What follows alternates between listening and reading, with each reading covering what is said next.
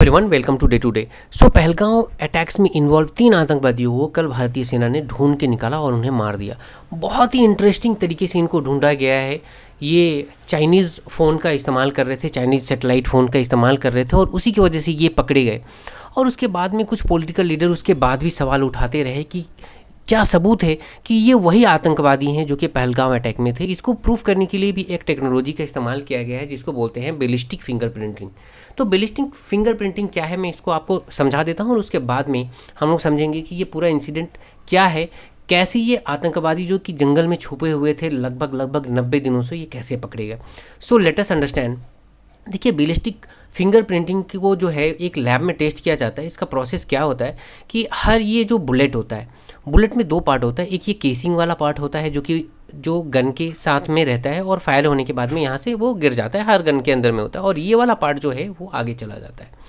तो हर गन में एक, जैसे हमारा फिंगरप्रिंट होता है, इसी तरीके से हर गन जो है अपना जो है एक मार्क छोड़ता है कि ये फायरिंग पिन होता है, जो कि ये अंदर यहाँ पे एक मैकेनिज्म होता है जो कि बुलेट को पीछे से हिट करता है इस जगह पे।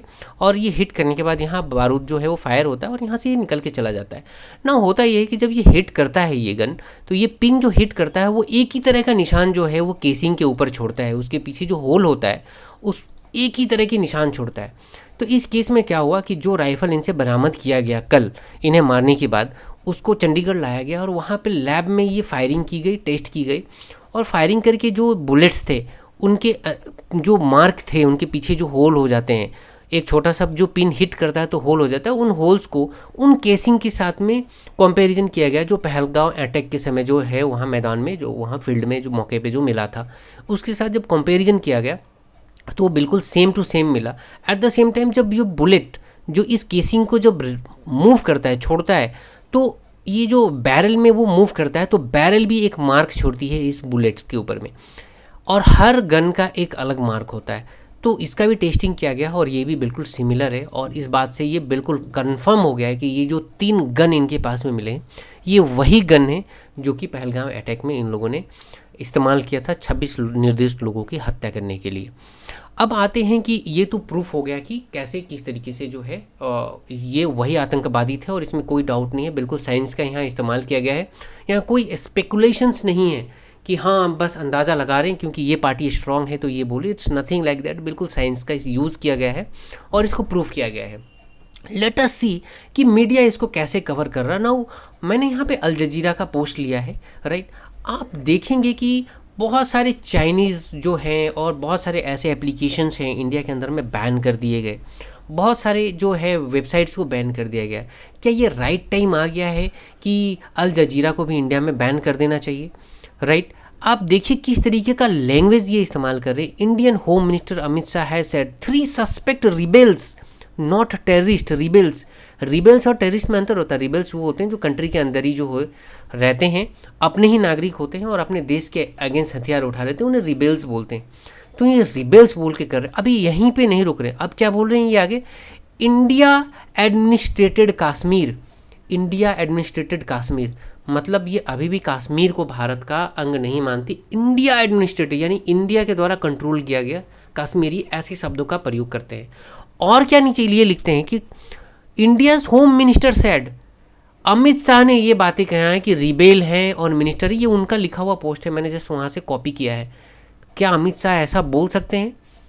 मतलब ये स्टेटमेंट्स को भी अपने हिसाब से रिप्रेजेंट कर रहे हैं और ये होता है मिस यूज़ ऑफ इंफॉर्मेशन। इसको बोलते हैं कैसे मिस यूज़ इंफॉर्मेशन का किया जाता है। आप देख सकते हो अगर कोई भी दूसरे कंट्री का अगर इंसान इस न्यूज़ को पढ़ेगा तो उसको क्या मैसेज आएगा कि इंडिया द्वारा कंट्रोल किया गया कश्मीर, रिबेल ग्रुप्स के 3 लोगों को मारा गया। और हम इंडिया में यहाँ डिस्कशन क्या कर रहे हैं कि पहलगाम में अटैक जो पाकिस्तानी आतंकवादी थे, जो कि बाकी के जो न्यूज़ चैनल कवर कर रहे हैं, तो उन आतंकवादियों को मार दिया गया है।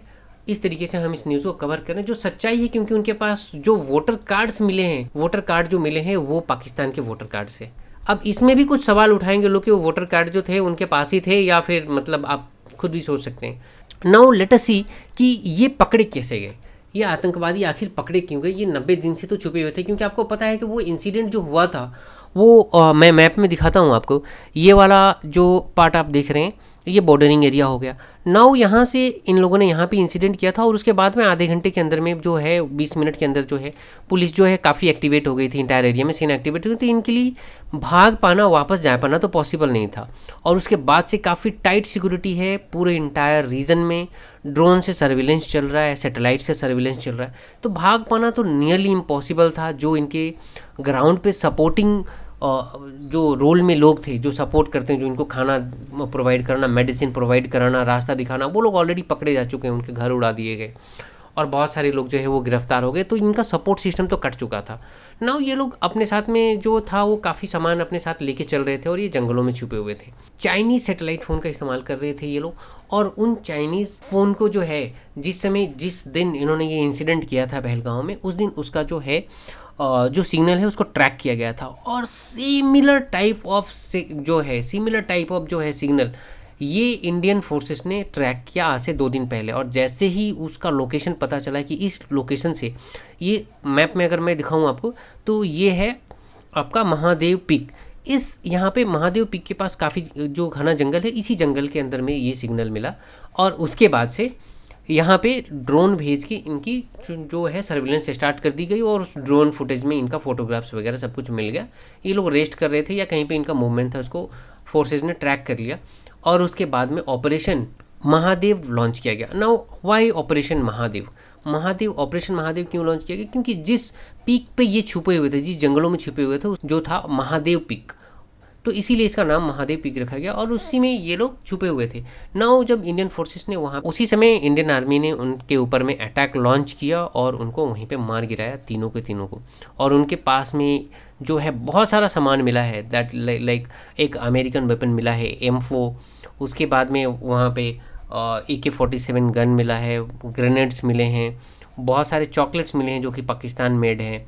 देन उनका वोटर आईडी कार्ड जो मिला है, 2 नेशनल्स जो थे वो पाकिस्तानी नेशनल थे।